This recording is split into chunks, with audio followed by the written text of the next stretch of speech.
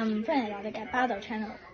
咁今日我哋介紹兩位新朋友先啦，QQ 同埋天天。咁我哋今日就嚟咗 QQ 屋企玩啦。咁男仔打牌，女仔就打麻雀。跟住咧，我哋問男仔男仔啊，可唔可以做壞蛋？我哋玩個遊可唔可戲。以做壞蛋玩一個遊戲？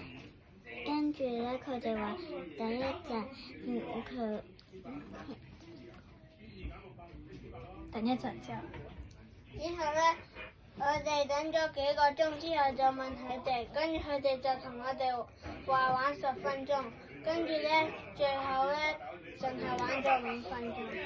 之後佢哋爭嗰5分鐘啦，同埋我哋父母都叫我哋成日喺屋企唔好睇電視玩啦。我哋而家嚟到呢度係玩噶嘛，唔係睇電視噶嘛。屋企都有得睇，使咪嚟呢度睇咯。係啊，之後佢就係咁叫我哋睇電視，唔好再整佢哋。佢就話男仔同男仔喎，即係大人就同大人玩，小朋友就自己玩。係啦，係，但係我哋其實等咗佢好耐，佢自己都應承咗我哋，同埋我哋係咁講粗口咯。佢哋支咪都細聲過佢哋啊，啲咪都唔帶唔到聲佢哋啊。